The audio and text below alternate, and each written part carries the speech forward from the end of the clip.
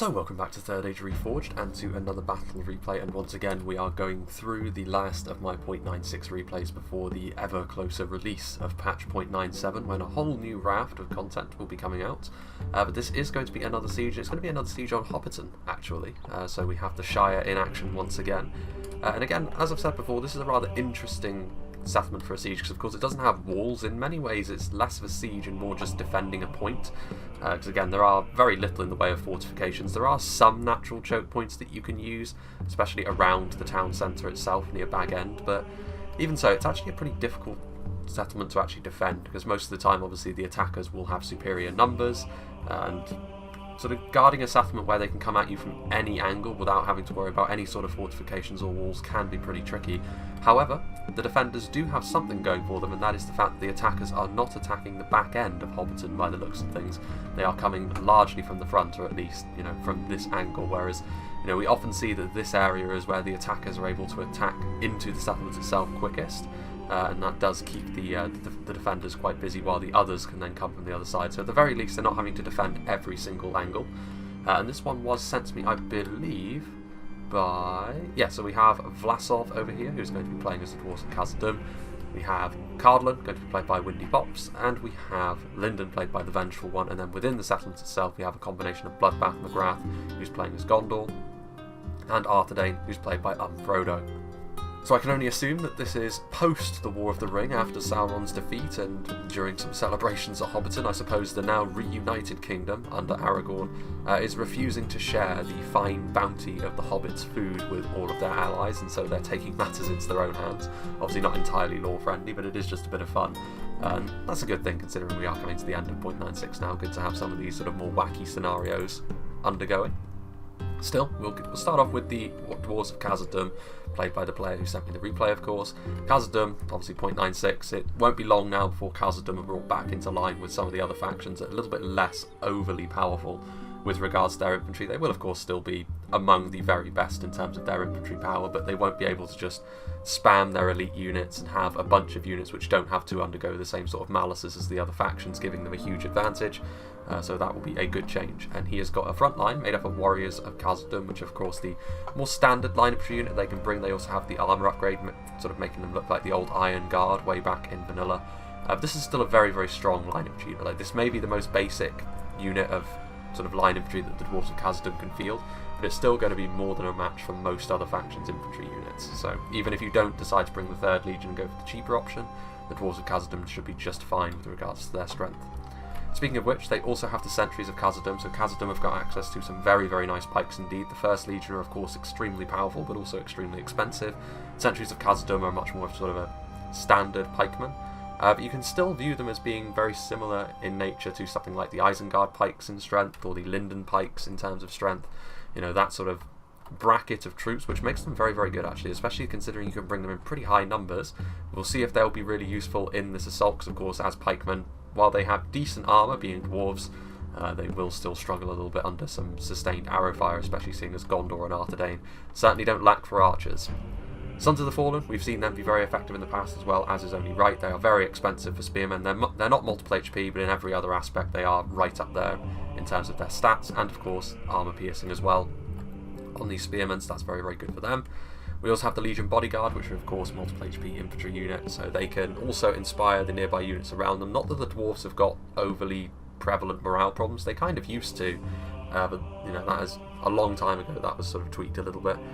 So now the Legion Bodyguard, just their morale buffing just makes it so that the dwarves are even more likely to just stand and fight to the bitter end, which is very good for them. Good to see that we also have a bit of a range presence, so we've got 3 units of the Orc Hunts of Khazad-dûm, and considering the fact that Hobbiton is a settlement without walls, not a lot of cover unless you use the hills to your advantage if you're the defenders. That means the attackers are much more free to utilise their own archers to shoot into the settlement. So the Orc Hunts are going to be here again. Not the best in a skirmish fight just because of their slightly lower armour values, but they are still very, very deadly. In terms of their damage and skill, they're actually more in line with what you would expect from a basic elven archer. And then back here, of course, we have a unit of 1st Legion Pike, so as I said, very strong pikemen. And then, unsurprisingly, Khazad-dûm have got all 3 of their really strong elite units on the field today, which, again, is one of the reasons why Khazad-dûm are so powerful. They can bring all 3 of these units, and it's very, very difficult to break all of them down. We have the Meteorial Guard, of course, armor piercing and 2 hit points. Guards of Khazad-dûm, not armor piercing, but they have 3 hit points, so both very, very strong in their own right. Now we shall move on to Cardland, played by Windy Pop. So he's got some mercenary cavalry, just as a preventative measure, I assume, to prevent any, in particular, Arthedain cavalry from sallying out, because they, of course, have got access to some very, very nasty lancers and knights.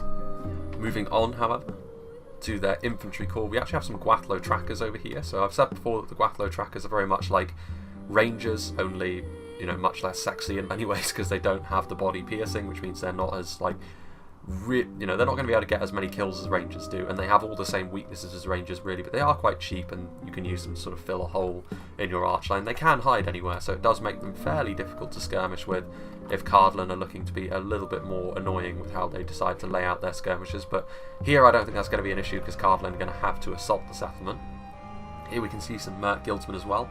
In patch 0.97 they will be being changed, so no longer will they just be a basic line infantry unit, they will actually have a mace and they will be armor piercing, just to give them a reason to be picked, because as it stands, all of the factions that have access to the Merc, sort of the Merc infantry and cavalry, well, the Merc infantry in particular, there is a reason to bring the cavalry, of course, they're very efficient melee cavalry, but the mercenary guildsmen as it stands, there's not really a huge amount of reason to actually bring them, but making them armor piercing will change that. They will still have the same weaknesses, of course. They are not overly potent in the way that they have their armor value set up. Their stats are not overly high, for example. But if you give them a mace, that armor piercing is all the reason you need to potentially bring them against certain factions. We also have the mercenary war chiefs, which are decent heavy swordsmen as far as they go. You know, they do have the same morale issues that all mercenaries have, but that is of course something the Cardland suffer from anyway. We also have some Dunedain Rangers back here, so the real deal, unlike the Gwathlo trackers in front of them, they could be really, really useful for ripping through the defences within Hobbiton. We also have some Erinvorn Axemen over here, so some cheap Axemen, which could be very useful against both Gondor and Arthedain. Some Hidden Thieves of Tharbad, which they will be getting a projectile, just like all the other assassin units, they'll be having their projectile in 0.97, but as it stands, they're still a very skillful unit in melee. Some more bandits actually hidden away here. They can hide anywhere, but of course bandits are very much a militia tier unit in how they are, well, in how their stats are laid out. And then some more Erinvorn Axemen. And then I believe over here we actually have some more Cardland forces, so they're quite spread out. Some more mercenary guildsmen, some more mercenary cavalry, some more thieves of Tharbad, and some more mercenary war chiefs. Now we shall move on to the final attacking army, which again, Khazad-dûm and this faction here, Linden, played by the Vengeful One, are in my opinion, you know, certainly Khazad-dûm is less of an opinion, but I do feel as though Linden are really, really powerful in 0.96 as well, just because they have all the options. But that's only right, considering how they are made as a faction. They've got a lot of hybrid units, so if you build your army correctly, you should have strengths all over. So you'll have the Mythlon Marines here, which can double as good line infantry, but of course first and foremost they are javelins, which of course Linden, they have no great issue with fielding a load of javelins. And on that same note, we have the Mythlon Nobles, of course, their chariot unit. I believe both Khand and Erebor are getting chariots in 0.97, so they'll be made a little bit more prevalent. As it stands, of course, only Rune and Linden have them.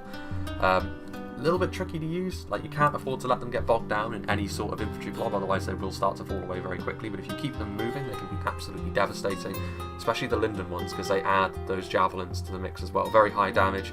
And they also have the throne trait, which means if you come up against something like Mumakil or indeed other chariots, Linden's chariots will make mincemeat of them very, very quickly indeed.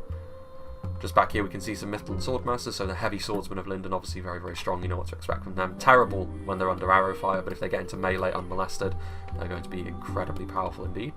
Harland Infantry and 4 Linden Pikemen, the standard mix of Linden units on the front line. Very strong line infantry, very efficient line infantry, backed up by those good Elven Pikemen. More 4 Linden Pikes, more Harland Infantry, I imagine that's going to be the same all the way down the line. More Harland Infantry, they've got some Noldorin Guard over here on the flank as well, so obviously the one unit of Linden as it stands that's got good armour, but the Noldorin Blade Masters will be given the same unit model, only with a nice slender Elven longsword in the next patch, so that will mean they also have high armour, so that will give Linden 2 units of high armour, but obviously it is the kind of units that you're not going to see a huge amount of in any sort of army composition anyway. Harland and Guard on the front line as well. So in comparison to the other Linden archers, they do at least have a shield to protect them a little bit, but ultimately, you know, they are still going to be a little bit vulnerable in a skirmish fight because of their lower numbers and lower armour. They also double as spears in melee, so if any cavalry comes into them, especially in upcoming patch 0.97, they will live to regret that pretty quickly unless it's a very substantial charge. Now though, having a look at the defenders, we will start off, well, they're just going to be all mixed together, so Bloodbath, McGrath and Frodo. You can see here that the veterans of Osgiliath, you know, very good archer at engaging in a skirmish fight, you know, and this is going to be the case in 0.97 as well. Obviously they can double as very good line infantry. They do not have their armour upgrades here, but still very, very solid. Veterans of Osgiliath are going to be guarding this hill over here. Then just here we can see that he has some civilians as well, so very much some disposable units. They were here for the feast obviously, but now they're having to sort of gather their farming implements to try and defend their picnic. Up here we have some Ramasek or garrison archers, which of course I've said, you know, I'll keep saying it till I'm blue in the face while 0.96 is still in effect. Cheap archers like this are extremely efficient, you know, because, you know, it's very difficult to kill them off quickly. They can slowly poke and prod away at archers that are more expensive than themselves, and you don't care if they die because they're so cheap, especially if they're facing off against a more expensive archer than themselves. Very easy to be cost efficient with them indeed. Over here we've got some Pelagia Marines, which of course javelins, again, going to be very, very useful potentially. They need to be careful though, because they will almost certainly be one of those targets which the attackers are going to try and shut down pretty quickly. Fountain Guard, they probably shouldn't be facing off against Linden, to be honest with you, because the armour piercing is going to be wasted, and there's a lot of pikemen as well, which will make getting the Fountain Guard to have the most effectiveness a little bit more difficult. They should probably be facing the dwarves, if anything. A lot of pikes over there as well, mind you, but at least it will be armoured units. Karandros marksmen make for decent sort of heavy swordsmen in melee when they're out of ammunition, but of course, as I've said, expensive archers like this, very difficult to be efficient with in 0.96. More Karandros marksmen there, so some Arthedain units at the top of the hill as well. Combination of dismounted knights for Numinous and the Numinous Gate Guard, so among the very best that Arthedain can field on foot. Just down here we have one of the strongest sword and board units in the game, the Wardens of the White Tower, alongside the Dwarven units of course, which are on the other side. Wardens of the White Tower, maybe not quite as strong as something like Guards of Khazad-dûm or Mithril Guard, or indeed any of the units from Erebor, but at the very least they can contest, and obviously makes sense considering what Gondor's strengths are. Standard Ramasek or garrison, so some militia here. We also have the mighty Nimlothian Honour Guard, which combine AP with fantastic shield and armour values, multiple HP. This is my personal favourite for the Gondorian sort of elite infantry units, because they really do everything you want them to do, and they actually do it for less than the Wardens of the White Tower as well, a little bit cheaper. Guards of Osgiliath, but Gondor have also brought all of their elite units, because the Elisar's Vanguard are also here. We have some shock units in the Axemen of Lasarnak. We have some Guards of Osgiliath over here. We have some Gandalf's Retinue Bodyguard, which could potentially sally forth as well. They need to be careful of the melee cavalry, however, that may lie in wait. Some Pelagia Marines, and then I imagine, indeed, we've got some Gondor Spearmen, again fully upgraded. No, not fully upgraded, rather. Just one level of upgrades. Up here on the hill we have a combination of Athelian Rangers and Wardens of the North. That's going to be pretty brutal for the dwarves if they open up all at the same time. Ramasek or Garrison also adding themselves to that, and I would imagine we've got quite a lot of Arthedain troops trying to block the way here. Arthedain marksmen, they could do a lot of damage to the Dwarven pikes on the advance here, they really could. Combination of Fornost Rain Defenders and Arthedain pikemen, so Frodo not going for the militia, going for the slightly higher tier option in the Fornost Rain Defenders, a little bit more solid. And they've also got some Dunedain Peacekeepers and some more Pikes and Fornost Rain Defenders over here. There will of course be hidden units all over the place as well, like both Gondor and especially Arthedain with all their Dunedain. I imagine there's going to be units hidden all over the place. But without further ado, let's begin. And straight away we can see that some Banderbrass archers have revealed themselves, so a huge amount of archers up on this hill. And it does make a good amount of sense because obviously the dwarves are right in range of them all. They're going to be able to open up, and it'll be interesting to see what they actually decide to try and target. Personally, I would try and rip away at some of these pikemen, because without those pikes, the Arthedain pikemen are going to be able to hold those warriors of Khazad-dûm at bay very, very easily. Actually looks as though they're going to go for the warriors of Khazad-dûm, which is maybe not the best idea. They do have those shields from the front, of course, and with the upgraded armour, they're going to be even more resilient. So you do need to pick and choose your targets somewhat here, and yeah, they're going for just a single unit warriors of Khazad-dûm, and they're weathering that storm pretty well so far. A lot of the archers are also going for the Orc Hunts of Khazad-dûm, which is not a bad idea either, because it will of course take away Khazad-dûm's ability to be effective at range. They didn't bring any of their Khazad-dûm reclaimers, so that is going to take away their ranged component entirely, which means if the defenders can then outmaneuver the dwarves, they should be just fine, but of course they would need a lot of resources in order to do that. The dwarven infantry is not going to go down easily, even if you do get them into a disadvantageous situation, and of course then you also have to concern yourself with the advance of Cardal, and you can see the Guathlo trackers moving forward, but they're immediately going to be forced back by the close presence of the Gandalf's Retinue Bodyguard. Interestingly enough though, I don't believe Cardal have actually got any sort of spear or pike units in their roster today, which is risky to say the least. I mean, they've got some mercenary cavalry to try and defend them, but really, I don't know, it's just a single unit of Retinue Bodyguard could do a huge amount of damage. However, I think we will actually turn things down just a little bit, because things are going to kick off in pretty much every portion of the settlement pretty quickly. You can see the Dunedain Peacekeepers, we can see that the Gandalf's Retinue Bodyguard getting a nice charge actually into the Legion Bodyguard. They're a little bit scattered, which might actually help sort of mitigate the damage a little bit. But no, Gandalf's Retinue Bodyguard have got a heavy charge. If they keep charging around here, they could be recharging the Dwarven Infantry line, which would be really, really bad for them potentially. Legion Bodyguard though, multiple HP, very high defensive values, so they're going to be able to withstand a charge like that better than a standard unit of infantry would. Legion Bodyguard need to actually support the front line though, because the warriors of Khazad-dûm are just being overwhelmed at this point. Dunedain Peacekeepers holding the line, there's all sorts of projectiles firing all over the place. And this is a difficult front line to wear down, because you have the Fornos Terrain Defenders who are not going to do a lot of damage, but they're going to prevent the dwarves from pushing through quite so easily. Then you have the pikes holding them at bay, and I can see over here a unit that I very much approve of, the Dunedain Troll Slayers. Pound for pound, probably my favourite Arthedain unit, multiple HP, AP and melee, devastating javelin attacks. Exactly the sort of unit you want to face the dwarves with. They may be called Troll Slayers, but you could certainly extend that to being Dwarf Slayers as well, because they're pretty much ideally suited to face Dwarven infantry. And you can see that the archers here are in a perfect position. I can see as well the Hobbit Slingers, the little pebbles are coming down. I believe those pebbles are actually armour piercing as well, but their base damage is incredibly small. They've got a ton of ammunition, but they get their killing done incredibly slowly. You can see over here where the Sons of the Fallen are. This section of the Arthedain line is in more danger of actually falling away. However, the Arthedain cavalry is also coming around here. The Grey Company and the mighty Knights of Illuminus are coming in here. They're charging into the Dwarven archers. This is real bad news for the dwarves. They're certainly the ones that are being focused down right from the off, and that is understandable considering where the defenders position themselves, and also it's such a perfect place to put your archers if you're coming from this direction. And I think the dwarves could have positioned themselves if they came from this direction over here instead. That would have put them a little bit further away from their allies. However, Gandalf's Retinue Bodyguard, shaken at this point, maybe biting off a little bit more than they can chew, charging into all the mercenaries on foot and on horseback.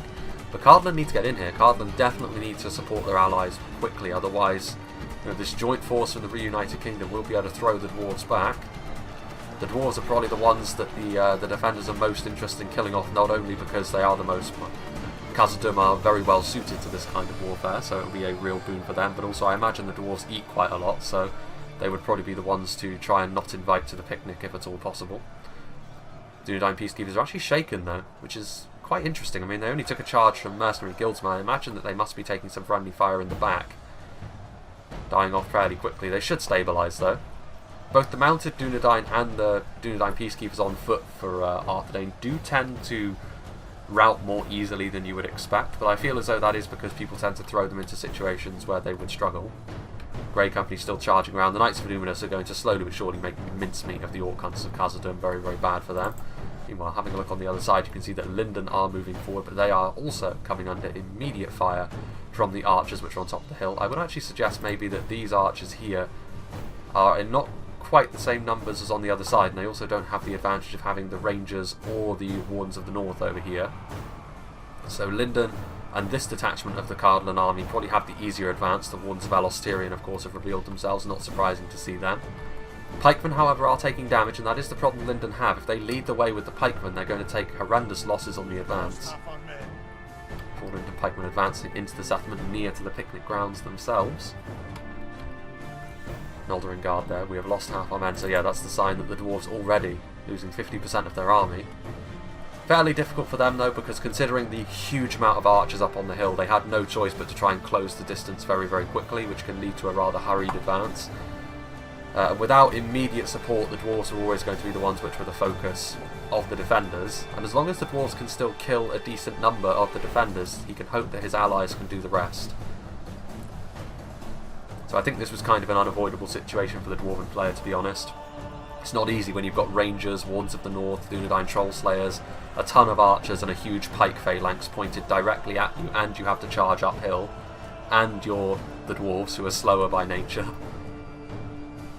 Most difficult indeed. But you can see here now Cardland though, with their Dunedain Rangers and their Gwathlo trackers starting to do the business, firing into the defensive positions. Dismounted Knights of Illuminus holding back a huge horde of Cardland forces now, so Cardland are now getting into the aid of the Dwarven positions, but I mean, they are coming to the aid of the dwarves with units of significantly lower quality than Khazad-dûm have, so stuff like bandits are going to bounce right off Gondor spearmen, but with some Dwarven support, particularly from the Legion Bodyguard, that doesn't necessarily have to be the case. Mercenary cavalry is still here. This is going to be a real problem for Arthedain though, because those Dunedain Rangers from Cardland are ripping right up the phalanx, which as soon as that phalanx is gone, they will be able to advance further into the settlement. The archers in close proximity have been a real problem over here though. The Thieves of Tharbad have come over to try and support, but they're going to be even worse when they're under arrow fire, because they of course are very, very lightly armed indeed. Dunedain Trollslayers have charged down the hill. Maybe they could be better served by going after something a little bit more potent than the Orc Hunters of Khazad-dûm, especially seeing as they have now left themselves wide open to be cycle charged by mercenary cavalry. But Merc cavalry, it's also looking like it may very well break as well. Ramasekl Garrison archers out of ammunition.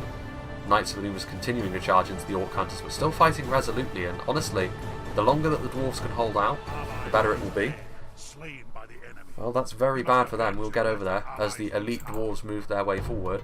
That was far too gung-ho from the Mithlond nobles. I mean, charging in here, they have done some damage to the Caer Andros marksmen, but they can destroy stakes, so you don't need to worry about them. But the real problem was always going to be the Fountain Guard. If you get caught in melee against the Fountain Guard with your chariots, they're going to get ripped to pieces. I think they only did actually lose one chariot in the end, but you really don't want to get bogged down, and losing the general this early is a bit of a shame for them. Still, they are elves, so the morale malus from losing the general is probably not going to be all that important in the long run, to be honest. It's just unfortunate to lose him so quickly. Pelagian Marines pulling back a little bit, guards of Osgiliath.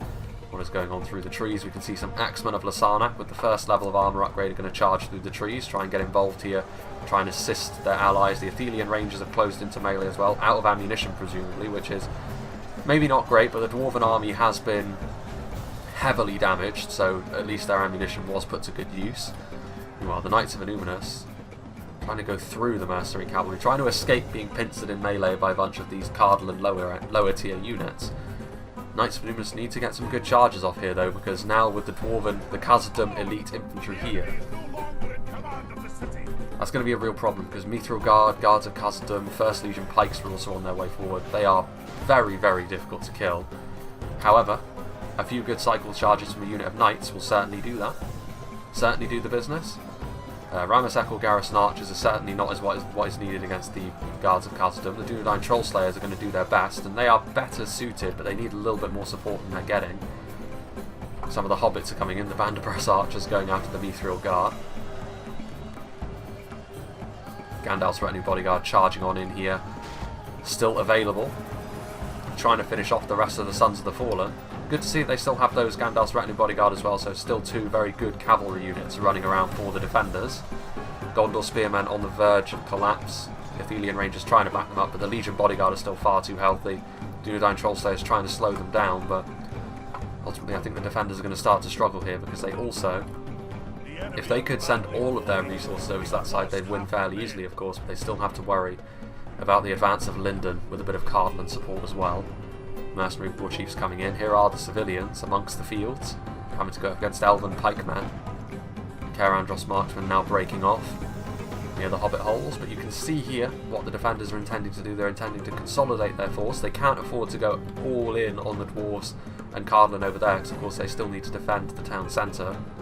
But Linden, I think, are making the mistake of being a little bit too slow at this point. If they move in quickly, you know, the defenders still have their forces split around this hill here. If they move in fast, they can really stretch the defenders out a little bit. But if they take too long, the dwarves and Cardland on this side could end up losing the fight, and then the defenders may be able to sort of focus all their attention. Axemen of Lasarnak are over here, which is good, because they of course would not be very useful against Linden at all. The armour piercing, however, incredibly useful against the dwarves, even though against Mithril Guard they will still be in real danger of losing, of course. The AP will still be very much appreciated, I'm sure. The bandits are taking arrow fire from the top of the hill. The Dunedain Rangers going after the bandits is really the wrong move. The bandits are not really too much of a threat in melee to most of the elite forces the reunited kingdom have fielded today. They should definitely be trying to go after something a little bit more potent. Someone was complaining that I used the word potent too much, but I mean, I just use whatever word comes to mind. No one ever accused me of being a professional after all. I'm definitely not a speechwriter. Dunedain Trollslayers coming in here, victory seems certain, which is surprising actually, considering they're up against a unit of Guards of Khazad-dûm which is still fairly high in number. The Dunedain Rangers will absolutely be trying to shoot through the Guards of Khazad-dûm. Their armour and hit points and shields will of course mean that they don't get devastated. They will take a lot of damage, especially with how tightly packed they are. Meanwhile, with some Arthedain reinforcements, archers that are out of ammunition, but also the Illuminous Gate Guards, the Dwarven advance has once again been halted. The Warns of the North, I think, are trying. They're actually shooting the mercenary cavalry, which is another interesting move. I mean, it will kill them, of course, but is the mercenary cavalry really the threat here? There goes Balin, killed by the Dunedain Troll Slayers. Guards of Osgiliath charging down the hill to once again stop this advance, this time from Cardlan, the mercenary war chiefs and guildsmen coming in. So a full mercenary army almost from Cardlan. But the veterans of Osgiliath are no slouches in melee. You only have to look at them to see how battle-hardened and grizzled they are. And they should be able to hold these mercs in place for some time at least, but the superior numbers of Cardlan, especially with some more dwarves filtering in, you know, that will only last for so long. The First Legion are on the way forward, the mercenary guildsmen are here, but not much of this attacking force left, but neither is there much of the defenders either. Meanwhile, Cardlan making the first move over on this flank. Linden need to pick up the pace a little bit, I think. Fountain Guard are over here, but this choke point here, up the road towards Bag End.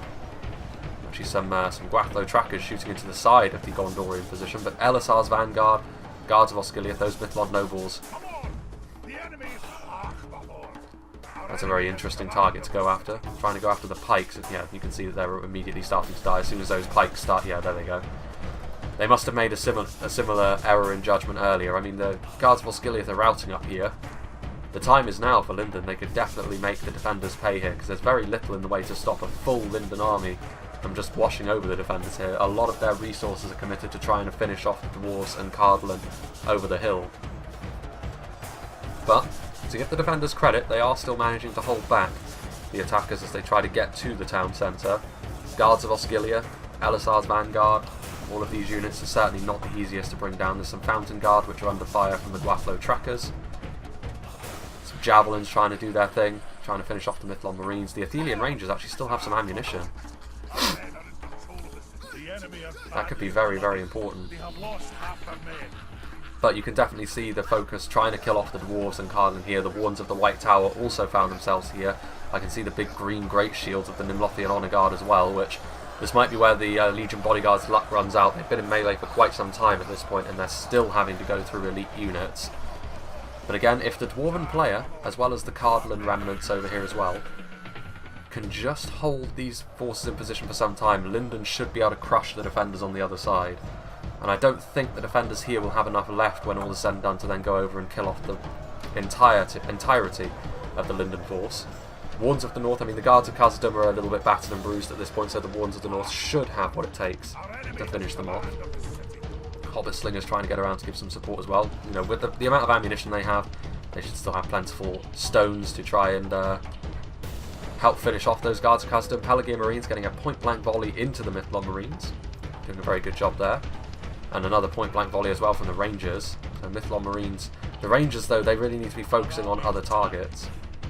I'm not sure what Linden are doing. A lot of their units are still lagging too far behind for my liking. The Cardlan detachment, which was helping him out, came forward first, and that should have been the sign to attack with him. As it is, though, Cardlan have actually done a remarkable job all on their own. Really doing a lot of damage there. There's a ton of death here right in the middle. A lot of dead bandits there. That bears all the hallmarks of Rangers. The Warns of the White Tower have filtered their way down here as well. Getting shot point blank by Guathlo trackers, but of course the best Gondorian armour and shields, as well as being multiple HP. They're not really going to be too worried about that. And the Thieves of Tharbad, I'm not sure whether they have the stuff to really beat them. Some Cardlan forces routing, the Mercs losing their nerve, losing their bottle. But now we can see that Linden are really here in force. A lot of the Linden Pikes, the Mithlond Swordmasters, the Noldorin Guard. This could be the death knell for the defenders at this point. They were dragging their heels a little bit, Linden, but now that they're finally here, I don't think the defenders have got enough left over on this section of the field to actually stop the attackers from just swamping over them. Another unit of bandits from Cardlan coming forward as well. Again, it's not the quality of these troops at this point, it's the quantity. Nimlothian Honour Guard victory seems certain. Only a fool could lose this battle. The defenders could very well win this, but on this side, but it's going to be so tough to dislodge Linden from the other side of things. Here are the Guards of Khazad-dûm. There's only 6 of them left, but they're into the Hobbit Slingers, and I mean 6 Guards of Khazad-dûm against 95 Hobbit Slingers. I'd probably back the Guards of Khazad-dûm in that situation, but to be fair, those dwarves have been in melee for quite some time. Their hit points are probably gone at this point. Athelian Rangers running around. Mythlon Marines trying to stop the Warns of the North. What have we got over here? So actually Linden are sort of bypassing the town centre, and they're going to try and stop the defenders from actually moving back to try and retake the town centre, I think. Which is a good move, because I mean the defenders did perhaps overcommit against the dwarves and Cardland over on that side. So if they can stop the defenders from sending over reinforcements to the town centre now, they win this by capping the town centre. And Linden, I mean Linden are going to be very, very difficult to dislodge from the town centre, with units like Mythlon Swordmasters and Noldorin Guard holding it down, as well as all those pikes.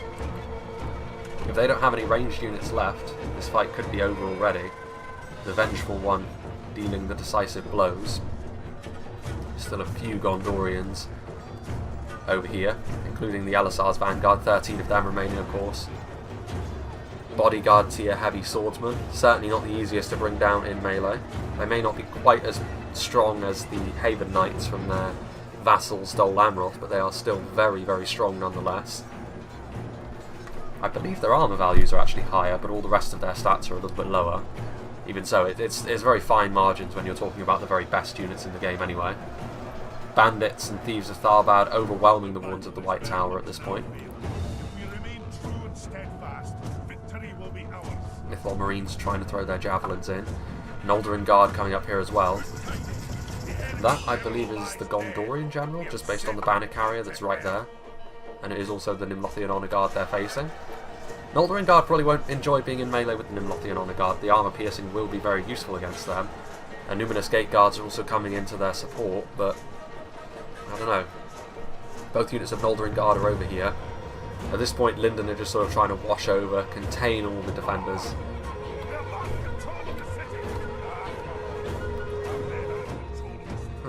Pelagian Marines sort of trying to force them out. At this point, though, I don't think it matters. I think just through sheer strength of arms, the attacks are going to win this, because Linden simply has too much left. Early on, went pretty well for the defenders, though. They really did a lot of damage to the dwarves very, very quickly. But then Cardland arrived and a few gaps started to appear. If Linden had been even faster, I feel as though it would have been even more difficult for the defenders here. A case of maybe overcommitting to this front over here. They didn't need as much as they did. Also, a lot of archers were stationed over here to try and shoot down into the dwarves and Cardland. In spite of the really good angle they had, you could argue very heavily that it would have been more worthwhile trying to send most of your standard archers at the very least over to try and get Linden. It looked as though the javelins were actually against Linden as well. The javelins would have been far better served against the dwarves. So maybe reshuffling the ranged units for the defenders would have been what was called for to try and change the result of this fight. Just a bit of a reshuffle, because the defenders could have won this. They had the quality, certainly. But again, going up against Linden and Khazad-dûm, it's very difficult. Like, Linden and Khazad-dûm are very, very powerful. Khazad-dûm especially in this sort of situation, because their infantry is so difficult to kill off. Khazad-dûm's army is mostly gone at this point, but you have to admire the punishment they were able to take, and they were still alive for a long, long time. And there they go. Just as I say that, I must be cursed. But still, it was a good showing, I think, by all the players involved. Now and again, Linden could have been faster, but that's a very minor complaint, to be honest with you. As long as you get the job done, it really doesn't matter. And that's exactly what Linden has done.